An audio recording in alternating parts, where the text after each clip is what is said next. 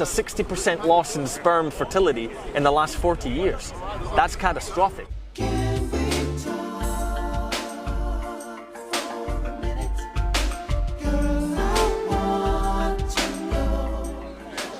Earlier, it's not fucking snowing.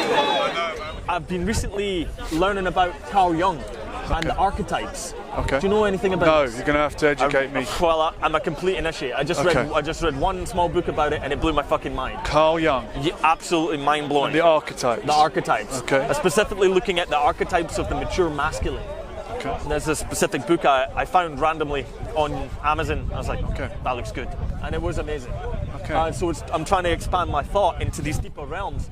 And it really is mysticism. Okay. It's talking about the collective unconscious, it's ancestral memory. It's talking about the way that people actualize themselves in the world are based on core energies that live within us all that are inherited by from our ancestors. Okay. It's crazy cool ideas like that. Okay. Is he claiming to be scientific? Is it pseudoscience? Is it spirituality? I think all of that is going to be subjective labels. Yeah, of course. So I can't answer that question. Okay. All I can tell you is my response to reading it and relating it to my own experiences in life have been very, very enlightening. Okay. So I give it a great value. The archetypes. Yeah, the archetypes. And archetypes as in types of people? All right. I'm not sure I can explain it very well. Okay, like no I said, I finished the book like yesterday. Yeah. I'm saying it's meant to be instinctual energy that resides within the human. Yeah. And we manifest those energies in our life in various ways. I'll tell you the four that I've learned is of the man anyway. I don't know about the feminine archetypes. Is the king, right? The warrior, the magician, and the lover. Okay. These are the four archetypes well, of man. I'm 3 out of 4. I'll let you get. I don't know. Which one do you like? I do a bit of magic. I love my cards and that. Oh, magic doesn't mean exactly that. Not the magician, no, I know. But and warrior, I train MMA. I used to box as well. So I see myself as a fighter in some senses. What were the other ones? Well, you have the king, the warrior, the magician, and the lover. Okay, well, these actually represent deeper energies. Like I highly recommend the book to you.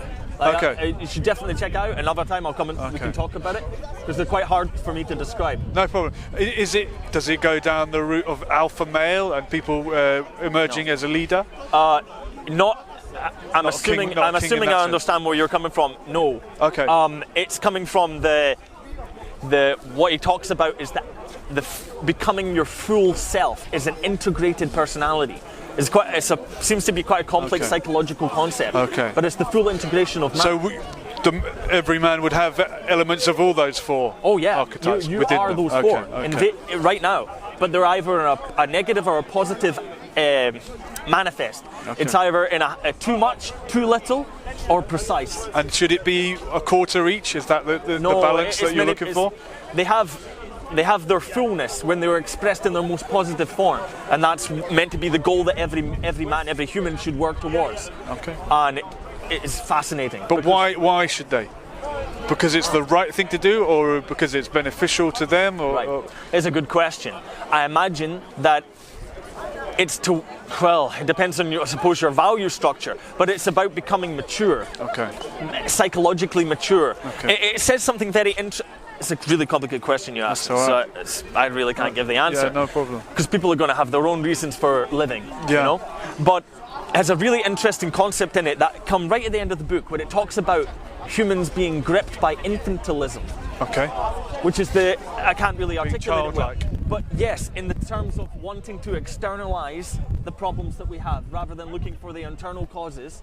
And another one is looking for the external savior rather than the internal savior. It's within. Yeah. And that really, as soon as I read that, I was like, shit, I see that everywhere. I see it in myself, I see it in the outside world, I see it in the religious stories. Religious stories are all archetypes. They're fascinating. Yeah. Fascinating, like the whole Jesus myth. It's an ancient archetype.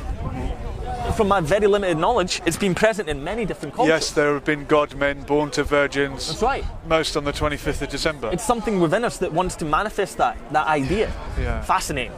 And it talks about the 2 levels. You've got the archetypes of the child, and then you've got the archetypes of the mature man. And it's how that transition works, how you want to transition into that. Because it says that there's a crisis of masculinity within the West, primarily. It's the focus of the book.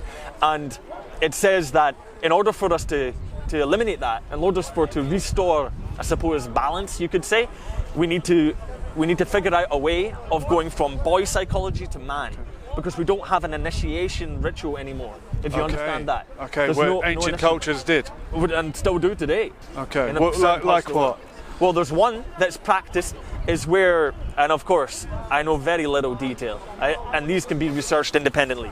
I encourage anybody interested to look into it. Yeah. One initiation ritual I heard about is taking it's like, I think it's a 13 or 14-year-old boy, and you put them in a cave, a completely pitch black cave, and you leave them there for a couple of days.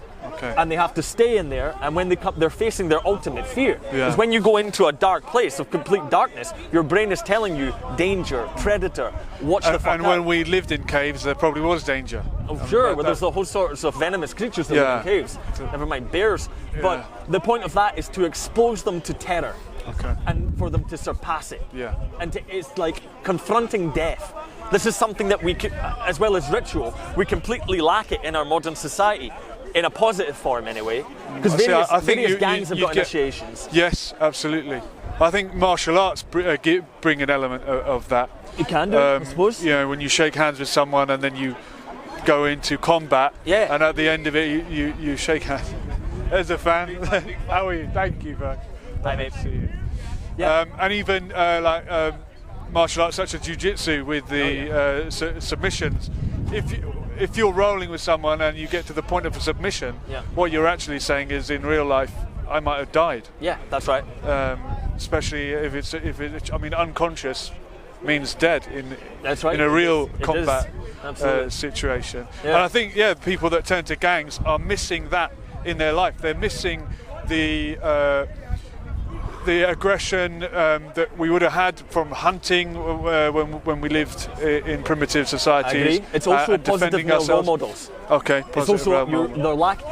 I'm not an expert, but what I have garnered is that I want to see your opinion on this. Yeah.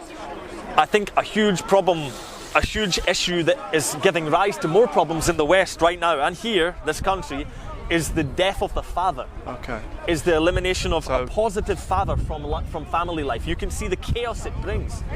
So deep psychology in there. Have you seen that in education? Lack of male role model leading to behavioural problems? Well, for sure, yeah. Okay. Just because I have more exposure to younger people in that sense. But anybody can see it. Yeah. It's manifested all over our society. And the reason for that decline and elimination and the criminalisation of masculinity is a very interesting one to go down. Toxic masculinity. Yeah, right. Yeah. Yes, it's interesting. You remember the Gillette advert? I haven't watched television in about 14 years. Recently, the Gillette men's razors, obviously, it's a masculine industry. And they tapped into this toxic masculinity theme that's been prevalent recently, and they sort of the advert was condemning toxic toxic masculinity. But Gillette is a product based on feminizing a man's face. Exactly.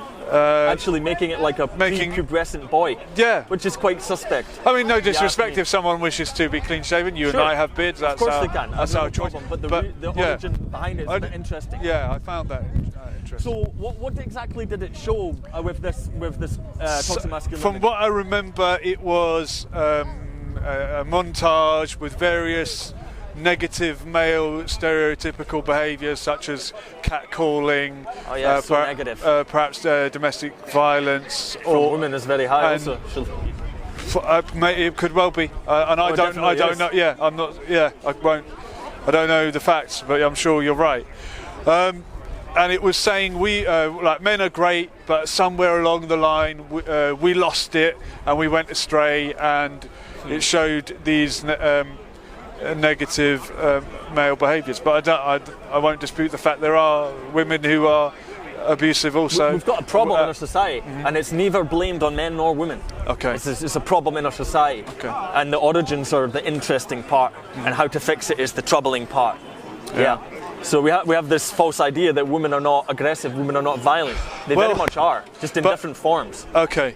But generally, historically, the reason why men are more aggressive than women is because men are bigger, stronger, and have more testosterone. That would make you aggressive. Right? Absolutely, for very logical biological that shouldn't reasons. surprise us, but it doesn't mean that it's okay to be aggressive to your wife or to your children. Yeah, I'm talking about stating the obvious. Morality, behaviours, and then biological reality. Yeah, of course. Yeah. So actually, like I said, I wanted to come here to talk about this, the archetypes, masculinity, and also something I was reading recently that is extremely worrying if you're concerned with the propagation of your species, or at least in the West, is the decline in fertility. Yeah. Because as far as I'm aware from the statistics that I read, who knows if they're accurate, I assume they are, it's a 60% loss in sperm fertility in the last 40 years.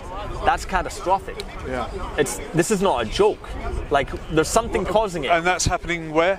Here. In the West? It's happening, or in the UK? It's a sample of or in the world? It's generally considered Europe. Okay. And I think the study also covered the USA. Okay. Environmental factors? Yeah, life choices? Diet? A mixture, yeah. Okay. But aren't we overpopulated? Maybe it's a good thing. That's interesting. I'll let you go for that one, because I'm extremely wary of people that talk about overpopulation, because as far as I'm concerned, it's always associated with a negative view on humanity. But it doesn't need to be. But I don't believe the world is overpopulated. I mean, surely the ways we're living are extremely destructive to the environment. But that doesn't mean there's too many people. That means the way we're living is false. Yeah. But I want to know what you think, because you said it. I did say it, but I said it because it's the sort of thing other people say. Oh, it's a buzzword. Yeah. There are people who say they have decided not to breed. There's even a guy going around here encouraging people not to. I'm not a big fan. No, I tend to disagree as well. He should top himself. Well, then I would give him credence. Yeah. Why not? But there are people. You have to not breed, but I'm going to sit here and be alive. It's the height of arrogance. But there are people, perhaps even millennials, whatever that means, who are saying, I've decided not to breed because I'm such a good person and I don't want to hurt the environment. And I find that sad that people would say that.